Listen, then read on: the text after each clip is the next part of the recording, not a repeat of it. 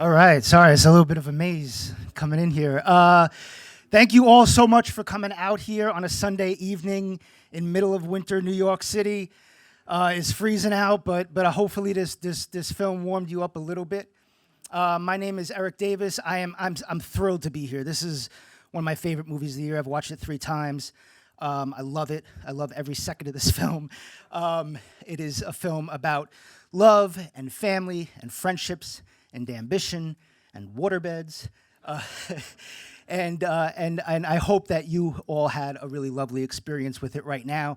And I am thrilled to bring on 3 of the folks who helped create it. So let's get that going and talk a little bit more about the film. The film is Licorice Pizza. Let me introduce its stars: Alana Haim, Cooper Hoffman, and writer, director, producer Paul Thomas Anderson.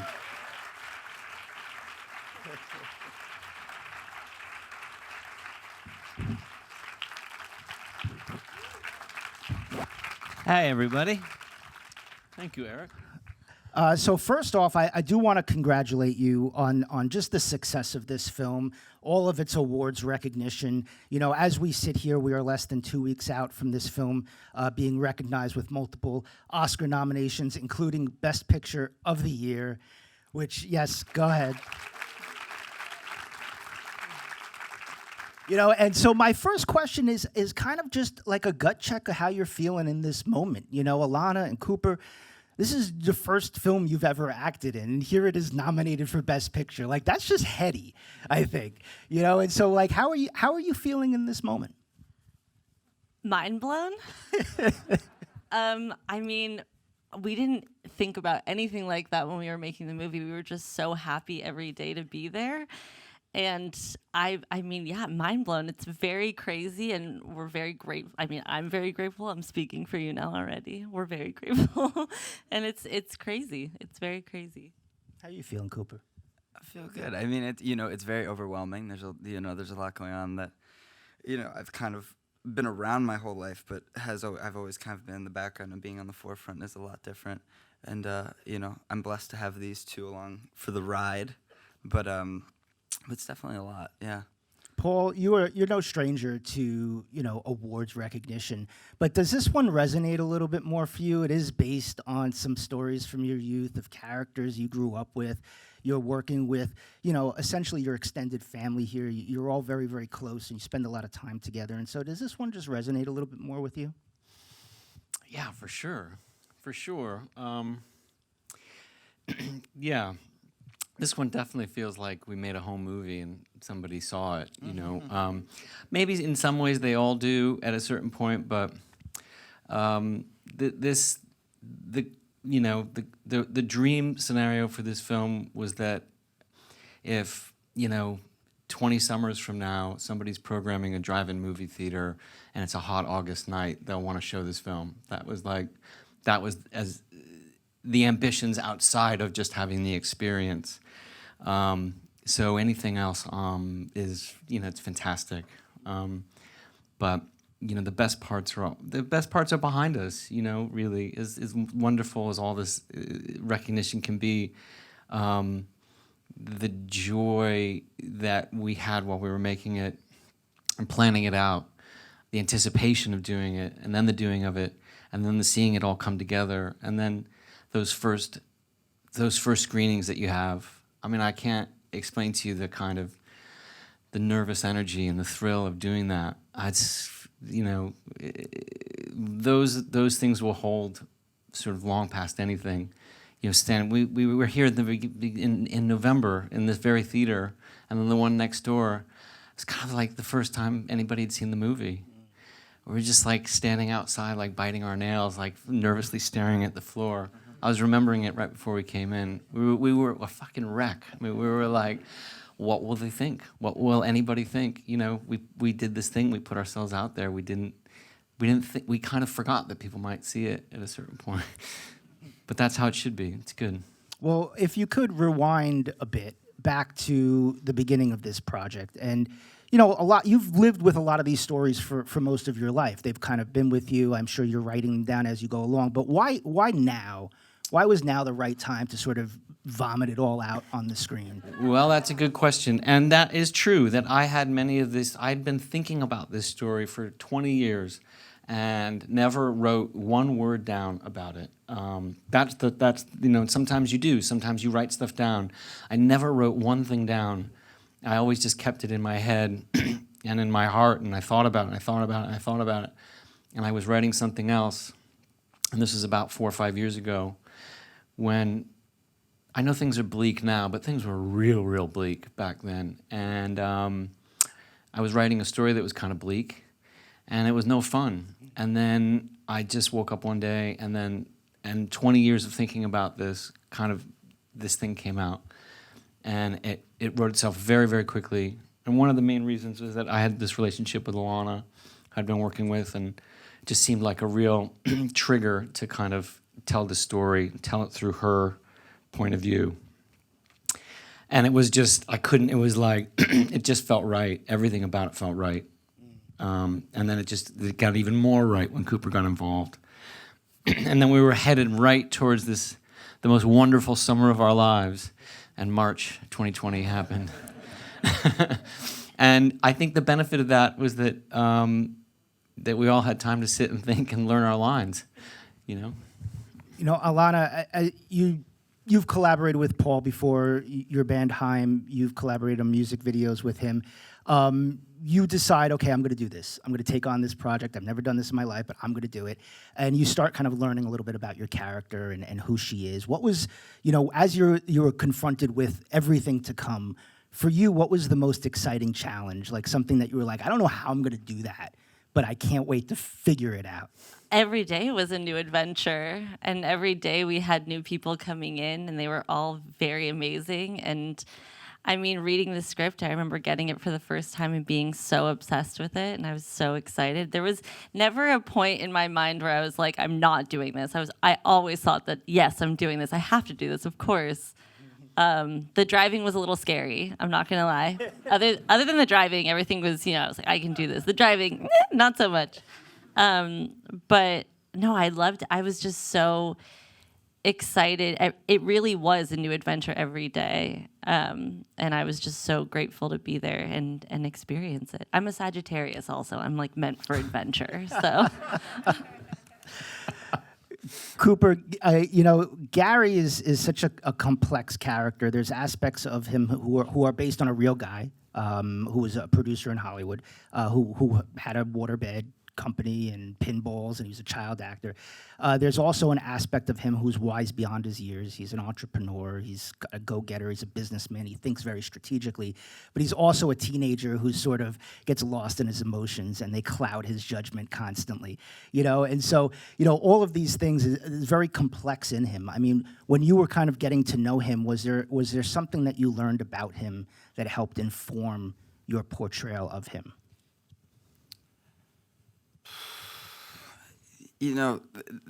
I'm finding issues whenever people ask me questions about how you got into character because I've never done it before. So I'm a little bit like, I was just as lost as probably all of you think I was lost, But the thing I would say to that is I think I learned, I don't know if this is a good answer or not, but I think I found more about myself when I was looking at Gary than even when I was trying to figure out what Gary was like. I think I found out what I was like in a weird way because I didn't really know how to act. So there wasn't like a proper way to prep for this. It was kind of like, okay, what parts about myself are the most like Gary? Let me go off that. And I think that's kind of what I did. And yeah, I think that's my answer. Right on. Yeah. Paul, early on in this film, there's a sequence that I love, and it's the teenage fair sequence. And it kind of accentuates the thing that I personally really appreciate about your filmmaking are these moments where you kind of surf into chaos, and the camera kind of swims through. There aren't any cuts, and you're kind of just moving through just this chaos around you, and you make it look so effortless. And it's something that we've seen in other films of yours. And I'm just curious, like how intricate is it to kind of design a scene like that and put it together and because you make it look so easy. Well, the correction to that is that Colin Anderson and Mango, Eric Brown, and that's the first assistant focus puller, the dolly grip, and the camera operator. They make it. It's like one thing when you're a director, and you see all those pictures of directors walking through, and they always have their hands up like this. They're walking around. Like, that's kind of bullshit. Anybody can do that, And you kind of go, oh, we're going to go like this, and we're going to go like this, and we're going to go like this, and everything else. And then the directors are always the behind-the-scenes pictures, like, look at the guy who directed it. And all you're doing is really holding your hands up. But the camera operators, I can't say enough. I mean, I'm really not. It's like, it is an incredible skill. And creates incredible stamina and artistry to do it. On top of that, with a sequence like that, you're dependent upon your assistant director. That's really his job, besides scheduling the movie and keeping everybody's spirits alive. Adam Sumner, who's also the producer of the film, is the most incredible person moving background around. And he's so good at it that unless it's something big like that, he gets very frustrated. Like if it's a scene where Alana is talking to Gary, he's bored out of his mind. Unless there's some like cars that he can direct outside the window or something. It's like the landing at D-Day, like of cars back there. So it's like a dog with a bone to have the kind of cacophony of teenagers and stuff and things going on. He loves it. I love working with him on that. But it's one thing to see. I really kind of give him all the credit for that. And they're fun to do. They're fun to do because there's a lot of pressure usually riding on scenes like that. Is that you can't. There's a lot of money being spent. There's a lot of people standing around. You really have to prepare it beforehand. You just sort of visit the set, visit that location as much as you possibly can, whether you're with the actors or whether just with crew. You're just constantly kind of talking about it, so that when you get there, you can really maximize the time that you have with 100, 150 extras, teenagers too, who are going to kind of lose their patience. They're going to, but those are good memories. We were there. We did that for 2 days, I think, pretty quickly. Please tell us you have a lot more footage of John C. Reilly playing Herman Munster. Yeah. That you could show us someday. Well, that's not John Reilly. That's the real Herman That's Munster. Herman Munster. I can't. Maybe it's John Reilly. Maybe. That was unfortunately too quick. That's all there is. And my three of my 4 kids asking him if he's the real Herman Munster.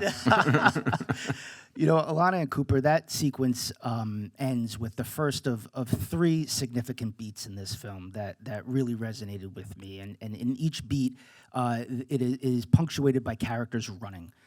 First Alana is running to rescue Gary at the police station, then Gary is running to rescue Alana when she falls off the motorbike, and then at the end, they are running towards each other, perhaps rescue one another one last time.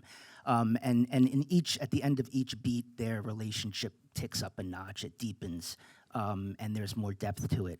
And I'm just curious to talk to you about those scenes and maybe a little bit about what you talked to Paul about each one and the running. This weren't light jogs. Like, this was running with emotion. Oh yeah, it's a lot of Gatorade. So much Gatorade. So tell us about it.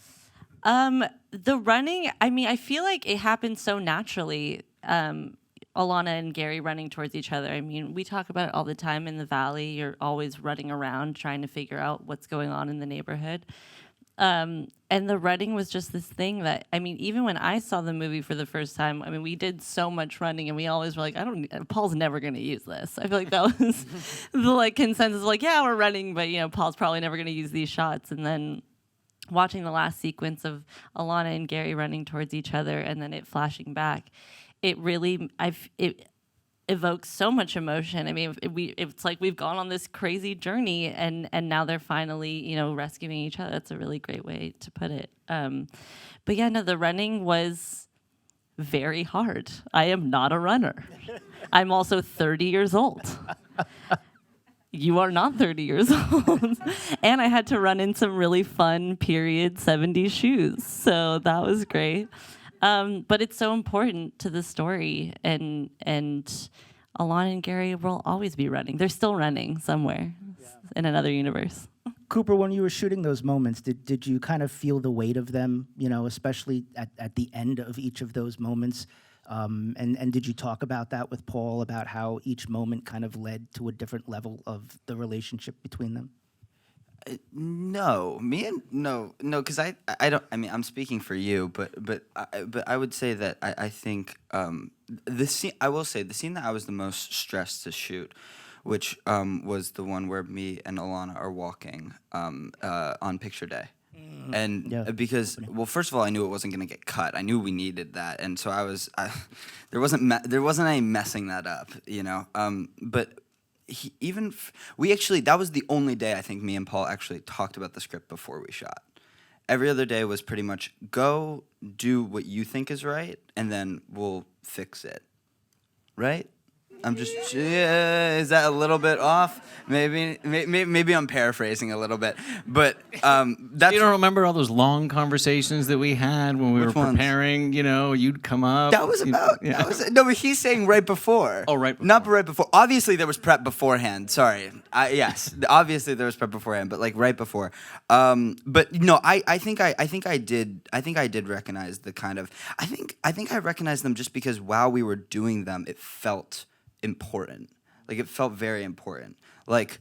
When I think that Alana basically dies, which I don't watching, I'm like, why do you think that she died? But I guess from a distance. But thinking that she died and running towards it. Fucked up Danielle's guitar. Yeah, you fucked up Danielle's guitar. But you, but I think while we were shooting it, I felt the most like that they were. I felt it while we were shooting it, not beforehand.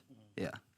I think that's a good example of maybe not our best moment, actually, is that my memory that we had 2 days to do that stuff at the high school, and it was a moment that I remember I felt I probably came in quite nervous that day, and I think it made them nervous, which before that I probably could mask any feelings of nervousness and just sort of show them confidence, and therefore they think, well, if he seems good, then we're good, right? And I think I showed up quite nervous that day, and probably did the unfortunate thing of taking Cooper to the side and having a quiet conversation about what we should be doing, which is like the worst thing I could have possibly done.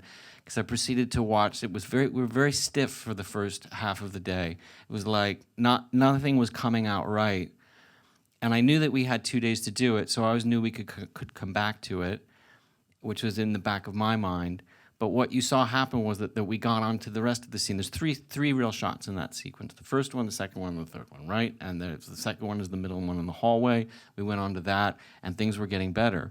I think we were loosening up. And then we did the third one. And then we had enough time at the end of the day. The sun was in the right position, and we could come around. And this is where he got the nickname 3:30 Cooper, which is that around 3 o'clock every day, he would absolutely come to life. He's a teenager, after all. So anything scheduled before 3:30 was generally like, is he awake? Has he eaten?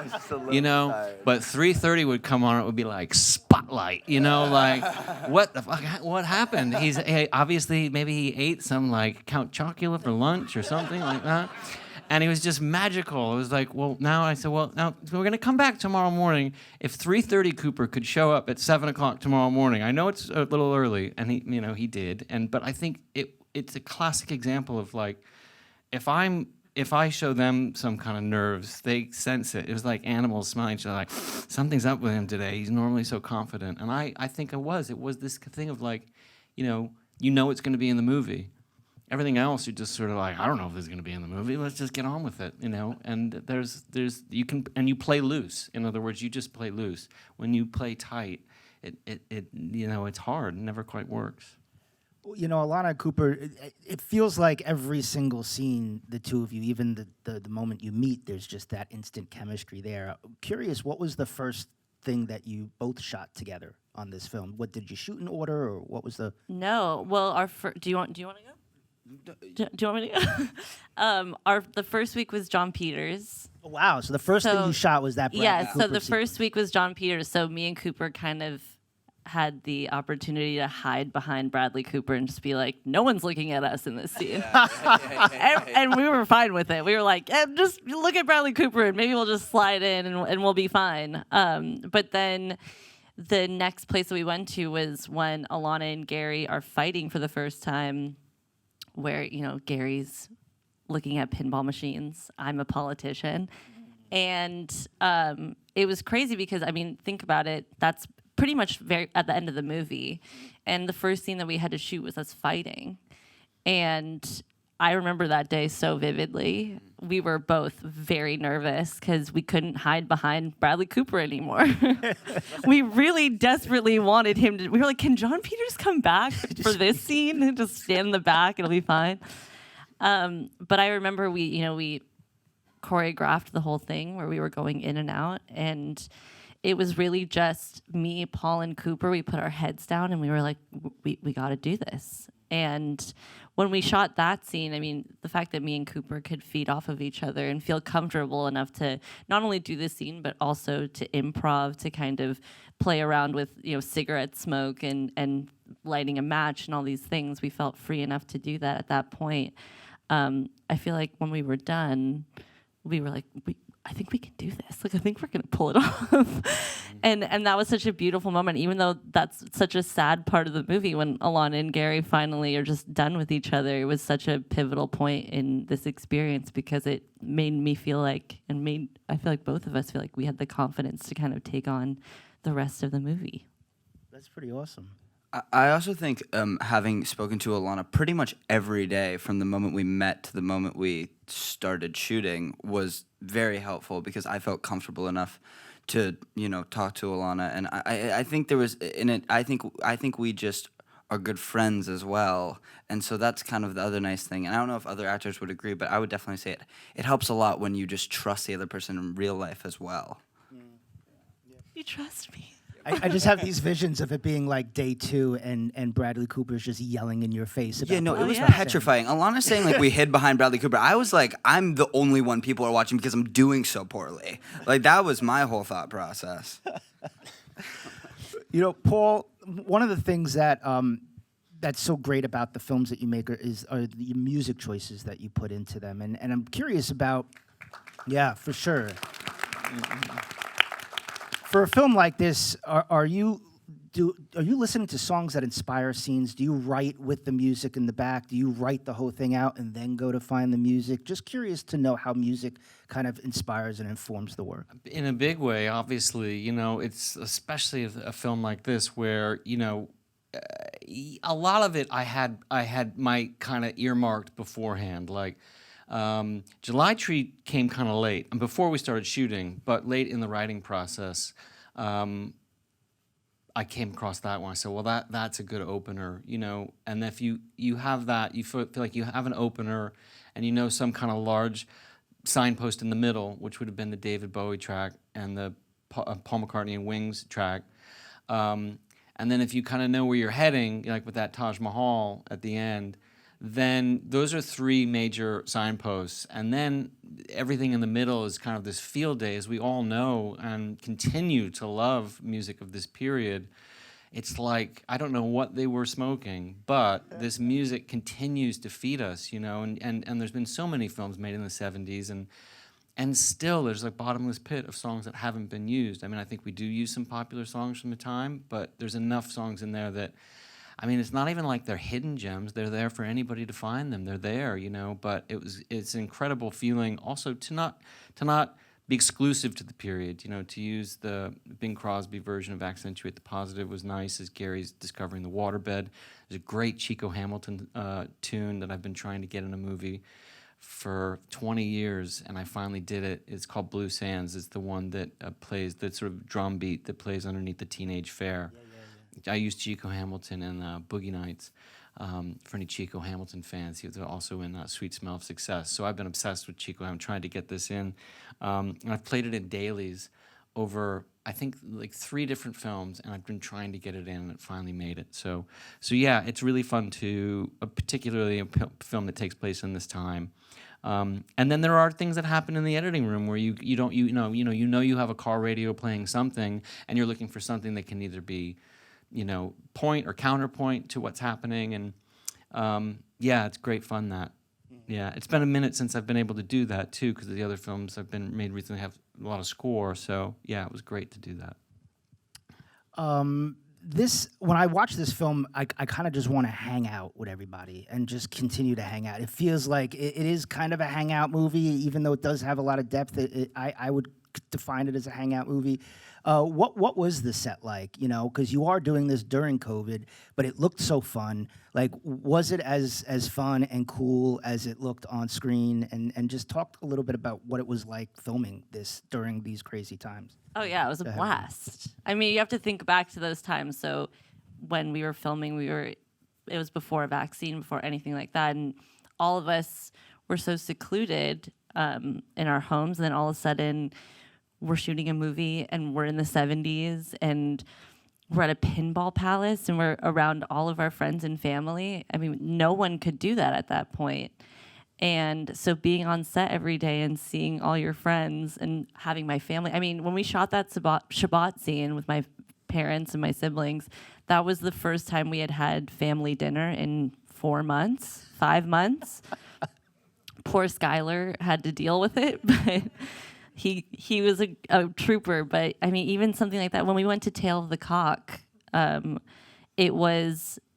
we didn't want to leave because we were in this beautiful restaurant for a week, and there was a pianist that was playing in between takes, like the most beautiful music, and it felt like we were just at a restaurant. And it was an incredible experience, and it was so fun. I mean, I don't think you could watch this movie and not feel how much fun that we had shooting every day. Yeah, it is all over it, Cooper. And like I think the best part of a great hangout movie is when you just want to hang out in a movie all the time. And like, was that your experience as well? I think it depended on the day, to be honest. I'm not gonna lie. I think it depended on the day.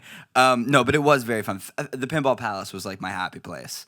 You know, Tail of the Cock. You had a fun time at Tail of the Cock. Even though Tail of the Cock was supposed to be my place. It was my place. It was my place. But the Pinball Palace, yeah, I mean, you know, most days were a blast. But there was always work involved. You know, you unfortunately weren't there to hang out.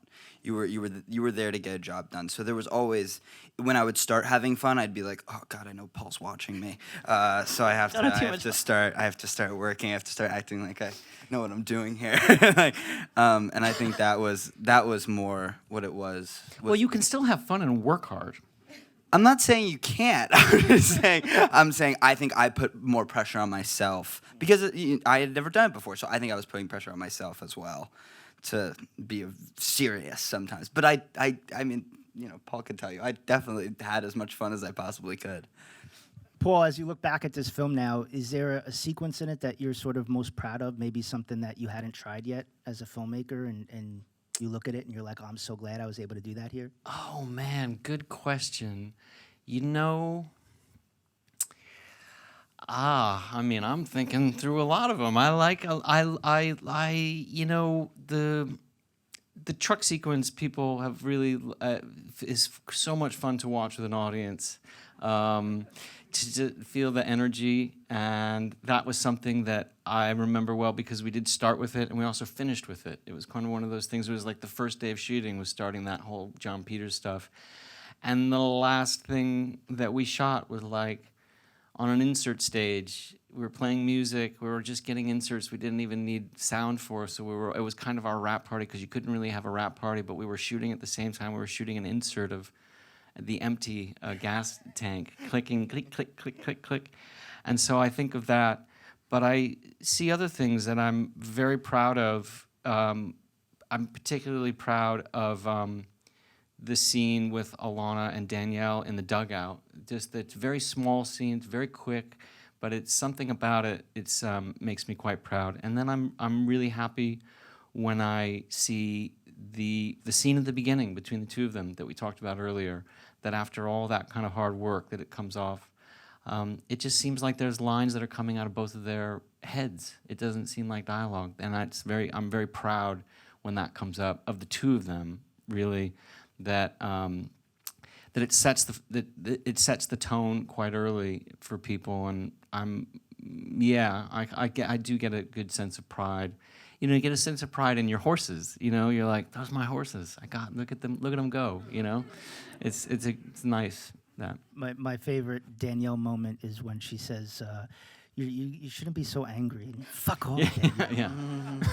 I've never said that to my sibling ever, just so you know. There's a lot of, It came out quite naturally. yeah, it's just built 30 up. years just coming out in one moment. That's got to be a fun experience, though. Like there's a level of comfort, I imagine, there, but you're also portraying a character, in front of your real family. Yeah, no, we've talked about this a bunch, but when we shot the Shabbat dinner scene, I think we were a month in to shooting, and I had all this confidence.